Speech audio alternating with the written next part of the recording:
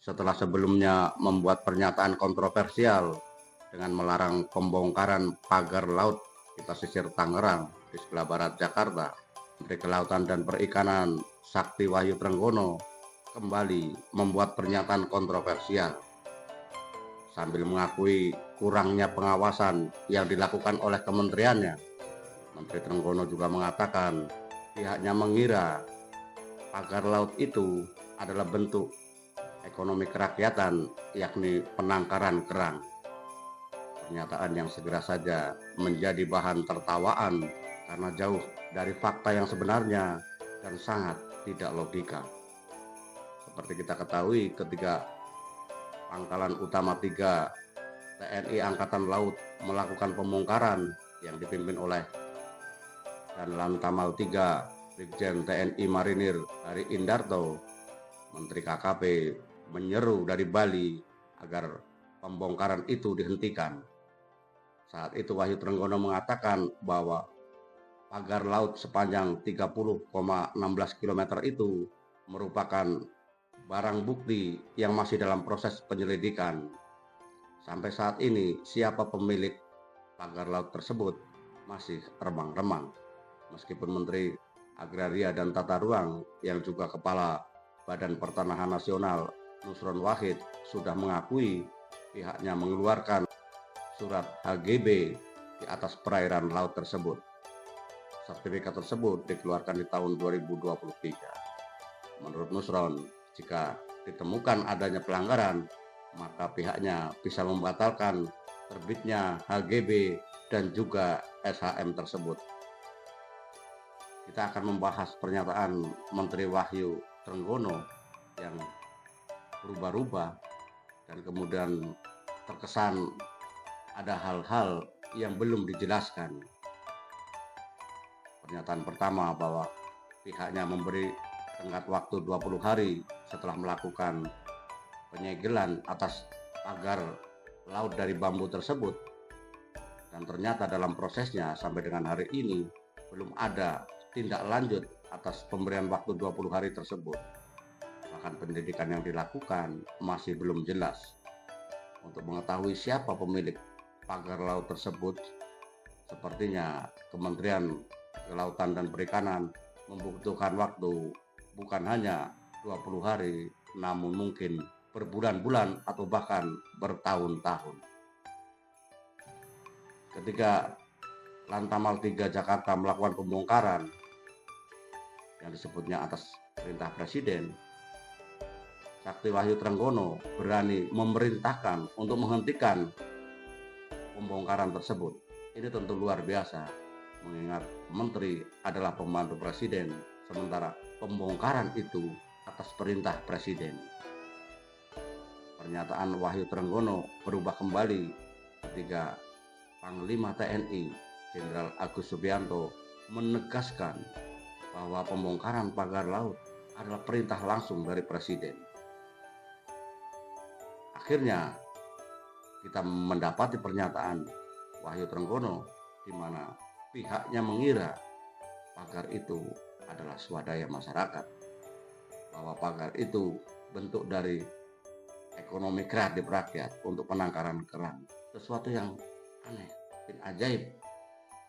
Jika saja pernyataan itu dikatakan oleh teman-teman seperti dari JRP, kita bisa memahaminya, memaklumi, karena ada hal-hal lain yang mungkin ingin didapat. Tapi ketika pernyataan itu disampaikan oleh Menteri, dan pernyataan itu setelah 10 hari penyelidikan, memasuki hari 10 penyelidikan, itu benar-benar luar biasa. Karena logikanya saja, mana ada nelayan yang bisa membangun pagar laut sepanjang 30,16 km yang jelas-jelas membutuhkan biaya sangat besar. Dalam hitungan beberapa lembaga, biaya untuk pembelian material saja itu sekitar 5 miliar. Biaya pengerjaannya itu membutuhkan dana yang juga puluhan miliar. Pernyataan Menteri bahwa menduga itu budidaya dari masyarakat untuk penangkaran kerang, sungguh susah kita pahami. Bagaimana bisa keluar ucapan seperti itu di tengah masifnya pemberitaan, di tengah kuatnya sorotan tentang siapa pemiliknya? Karena memang pagar laut dari bambu ini dibuat dengan biaya besar di lokasi yang kebetulan berada di sekitar proyek strategis nasional (PSN) yang diberikan kepada PIK 2, bahwa kemudian berkembang opini pagar laut ada kaitannya dengan keberadaan kegiatan bisnis di seberangnya, di daratan, mestinya itu ditindaklanjuti. Karena fakta-faktanya kan di lapangan pagar itu membutuhkan biaya besar. Pagar itu mengganggu nelayan. Jadi bagaimana mungkin Menteri KKP Wahyu Trenggono menduga bahwa itu pemberdayaan nelayan, sementara berita bahwa pagar itu mengganggu jalur nelayan untuk melaut itu sudah dilaporkan sejak tahun lalu. Laporan-laporan itu sudah ada gitu, bahwa pagar laut dari bambu ini mengganggu aktivitas nelayan. Bagaimana mungkin kemudian seorang menteri mengucapkan bahwa menduga itu pemberdayaan ekonomi kerakyatan untuk penangkaran kerang. Jadi nggak ketemu logikanya. Kecuali proyek itu baru ada, simsalabim lalu proyek itu ada, semua orang bisa lah menduga hal-hal yang bahkan yang paling absurd sekalipun, bahwa proyek itu dibangun oleh alien atau dibangun oleh Bandung Bondowoso atau dibangun oleh kekuatan jin, boleh-boleh saja. Persoalannya adalah proyek ini udah lama, sudah dilaporkan berkali-kali oleh para nelayan bahwa proyek itu mengganggu alur mereka. Kemudian ada fakta-fakta bahwa proyek itu ada setelah keluarnya PSN di masa pemerintahan Presiden Joko Widodo. Ini kan saling berkait. Tapi kemudian seorang menteri bisa mengatakan bahwa dia tadinya menduga itu proyek swadaya masyarakat, bagian dari pemberdayaan ekonomi kerakyatan, itu untuk penangkaran kerang.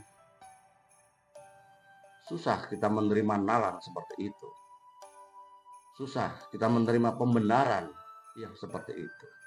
Bahkan untuk sebuah alasan untuk ngeles, itu benar-benar ngeles yang tidak masuk akal.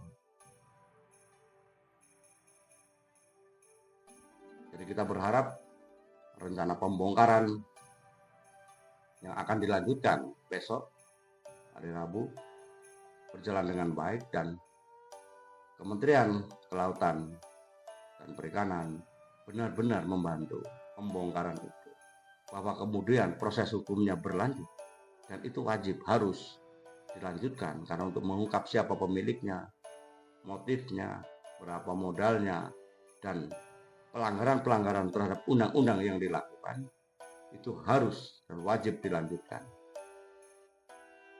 Tetapi bahwa pembongkaran ini harus dilakukan sekarang, iya juga, karena itu mengganggu aktivitas nelayan. Bukan 1-2 nelayan, 16 desa dari 3 kecamatan. Jadi demikian, kita berharap Menteri Sakti Wahyu Trenggono tidak lagi membuat pernyataan-pernyataan yang kontraproduktif, pernyataan-pernyataan yang jauh dari logika kita. Terima kasih, semoga bermanfaat. Sampai bertemu lagi pada isu-isu lain yang lebih panas.